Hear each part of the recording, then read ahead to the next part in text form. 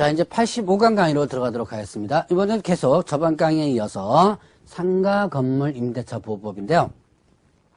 자, 이 상가 건물 임대차 보호법에서 이제 주택임대차 보호법과 또 다른, 자, 계약갱신 요구 부분도 주택임대차 보호법에 없는 내용이지만 이 권리금 내용도 주택임대차 보호법에 없는 내용이고요. 이거는, 제 작년에 생겼던 부분입니다. 2015년 때 새롭게 들어온 내용으로서 사실 배우다 보면 뭔가 좀 이상해요. 엉터리로만 개정돼가지고 문제가 좀 많아요. 그러나 문제가 많더라도 법은 법이기 때문에 여러분들이 공부를 좀 해놓고요.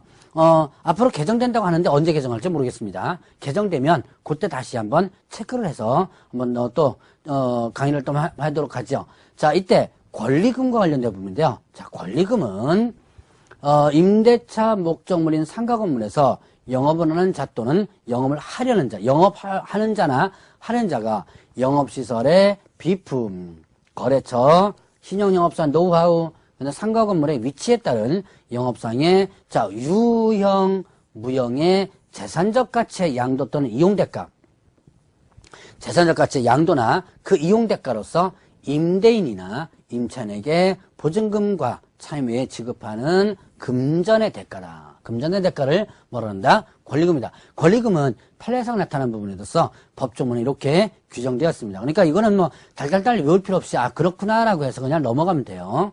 자, 그러면 권리금 계약이 있습니다. 자, 이 권리금 계약의 잘 보셔야 돼요. 계약의 주체자가 누군지를. 신규 임차인이 되려는 자가 임차인에게 권리금을 지급하기로 하는 계약이다. 자, 신규 임차인이 되려는 자가 임대인에게, 이렇게 되면 틀리죠. 자, 그때 임대인이 임차인에게 이렇게 하면 틀리죠. 자, 조심하시기 바랍니다. 누가 누구에게, 신규 임차인이 되는 자가 누구에게, 임차인에게 이렇게 된 거죠. 그 권리금을 지급하는 계약을 권리금 계약이라고 한다. 자, 그러면 이때 권리금의 회수 기회를 부여하는데요.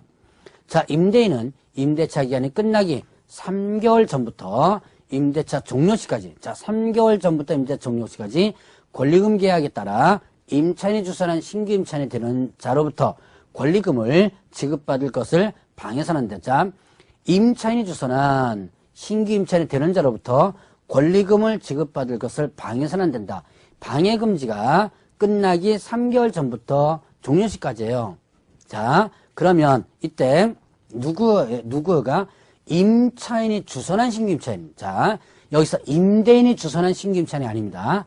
임차인이 주선한 신규 임차인이 되는 자로부터 권리금을 지급받을 것을 방해서는 안 된다. 자, 그러면 이때 계약갱신 요구를 거절해서 사유의 어느 하나에 해당하는 경우에는 일단 제외한다는데요. 그런데 이제 예를 들어서 계약갱신 요구를 거절한 사유, 대표는 뭐예요? 3개 차임을 연체한 경우 이런 거죠.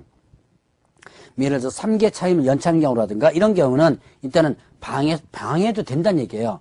이 방해 금지 규정이 적용되지 않는 거죠. 자, 그러면 이때 금지되는 방해인을 보게 되면요. 임차인이 주선한 신규 임차인이 되려는 자.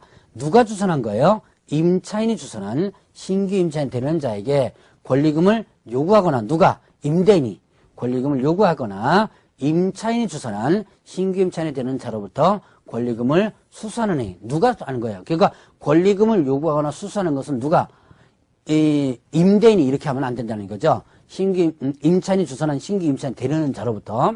자, 그리고 임차인이 주선한 신규 임차인이 되려는 자로 하여금 임차인에게 권리금을 지급하지 못하게 하는 애. 자, 임차인이 주선한 자. 여기에는 임대인이 주선이 아니에요. 임차인이 주선한 신규 임차인이 되려는 자는 자로 하여금. 자, 이게 임차인이 주선한 신규 임차인 자에게 얘한테 권리금 주지 마. 이렇게 요구하는 거죠. 그렇게 해서는 안 된다라는 부분이에요.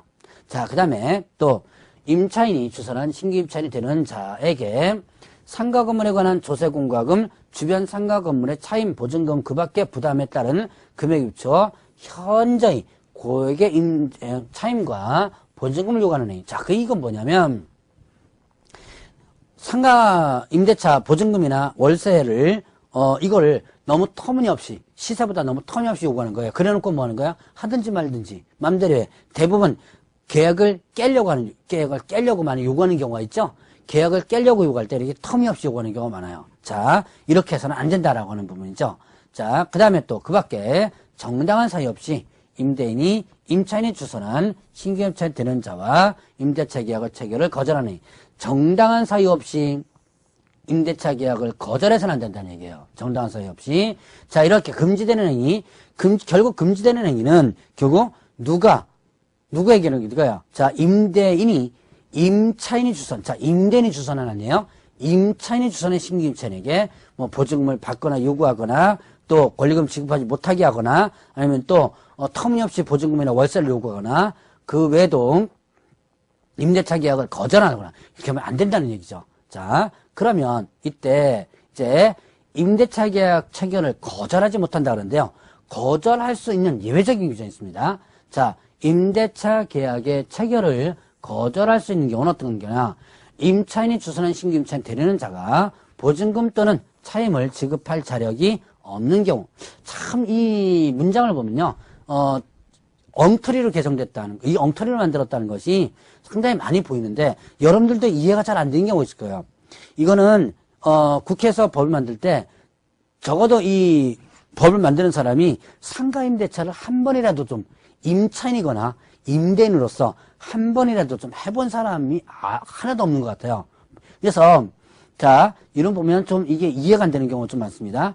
임차인이 주선한 신규 임차인 되려는 자가 보증금 또는 차임을 지급할 자력이 없는 경우 실제로 어떻게 알아요, 이걸? 들어오는 사람이 자력이 있는지 없는지 실제로 모르거든요. 자, 그러면 또한 임차인이 주선한 신규 임차인이 되려는 자가 임차인으로서 의무를 위반할 우려가 있거나 그 밖에 임대차를 유지하기 어려운 상당한 사유가 있는 경우 의무를 위반할 우려가 있다가 한다면 그 도대체 의무를 위반할 우려가 어떻게 우려가 있는지는 모르죠. 자, 아주 자의적인 해석이 나올 수 있는 그런 부분입니다. 어쨌든 거절 사유가 이런 부분이 있으니까 여러분들 이제 알아두고 넘어가셔야 돼요. 자, 그 외에도 임대차 목적물인 상가 건물을 자, 1년 6개월 이상 자, 숫자 기억해 놓으셔야 돼요. 1년 6개월 이상 영리 목적으로 사용하지 아니한 경우. 예를 들어서 1년 6개월 이상 예를 들어서 교회에 뭐 기부한다든가 그런 거죠. 자, 임대인이 선택한 신규 임차인이 임차인과 권리금 계약을 체결하고 그 권리금을 지급하는 경우 누가 선택한 신규 임차인이 임차인이 아니라 임대인이 선택한 신규 임차인이 임차인과 권리금 계약을 체결하고 권리금을 지급한다라고 한다면 이때는 임차인이 주선한 신규 임차인과 계약을 체결을 거절할 수 있다라는 얘기죠. 자, 그래서 이 거절할 수 있는 사유들 잘 한번 체크해 보시고요. 특히 이 숫자 1년 6개월 요거 어려운지 좀 조심해서 보시기 바랍니다. 자, 그러면 손해배상 청구 관련된 부분인데요. 자, 임대인이 권리금을 지급받는 것을 방해하여 임차인에게 손해를 발생하게 한 때 그 손해를 배상할 책임이 있다. 자, 일단 권리금을 지급받을 것을 방해해가지고 임차인에게 손해를 발생하겠습니다. 그럴 때는 그 손해를 배상할 책임이 어떻게 된다? 있다. 손해배상 책임이 있는데요. 이때 그 손해배상액은 신규 임차인이 임차인에 지급하기로 한 권리금과 임대차 종료 당시에 권리금 중 낮은 금액을 넘지 못한다. 자, 손해배상을 청구할 수 있는데 손해배상 그 조건이 신규 임차인이 임차인에게 지급하기로 한 권리금과 임대차 종료 당시의 권리금 중에서 낮은 금액. 이게 도대체 뭐냐? 자, 이 뒤에 거부터 보죠. 임대차 종료 당시에 권리금 중 낮은 금액. 이게 권리금, 임대차 종료 당시의 권리금이란 처음에 임차인이 들어올 때 권리금이에요. 예를 들어서 내가 임차인으로서 들어올 때 1억을 권리금을 주고 들어왔습니다.